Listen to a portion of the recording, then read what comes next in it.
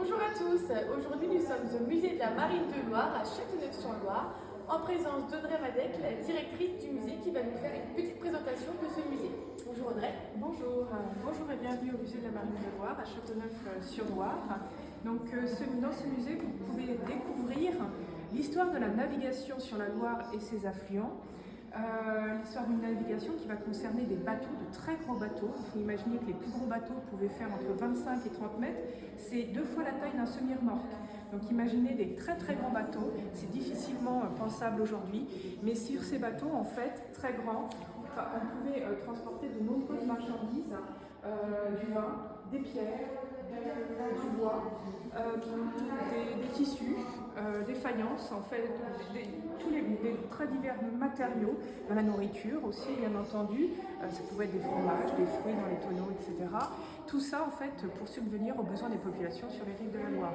Impossible d'imaginer le développement des villes en bord de Loire et puis des châteaux de la Loire sans le transport de marchandises. C'était essentiel, il n'y avait pas assez de bonnes routes pour cela, donc l'essentiel du commerce se faisait sur la Loire. Et les marchandises remontaient même jusqu'à Paris via le canal de Briare ou le canal d'Orléans.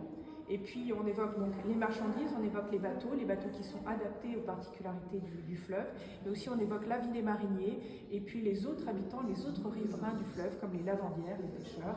Tout ça est à découvrir donc au musée de la Marine de Loire. Merci beaucoup Audrey. Est-ce que vous pouvez nous en dire un peu plus? Je sais que vous faites des expositions tout au long de l'année dans ce musée. Des expositions temporaires à côté du parcours permanent. Vous pouvez effectivement découvrir des expositions temporaires.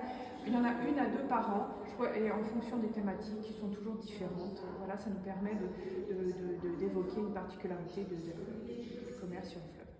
Ce musée fait également des animations chaque vacances scolaires pour les enfants, par exemple. Est-ce que vous pouvez nous dire Des animations pour les enfants qui sont en vacances, donc dans le cadre de visites individuelles. Mes collègues proposent chaque vacances des ateliers très différents qui permettent aux enfants de découvrir le musée, mais aussi de repartir avec un objet généralement réalisé donc, au cours de l'atelier. Et puis on a des propositions bien sûr pour les scolaires, les centres de loisirs, et on a des animations en bord de Loire, au port de Châteauneuf, qui viennent en complément en fait, des visites qu'on peut faire au musée.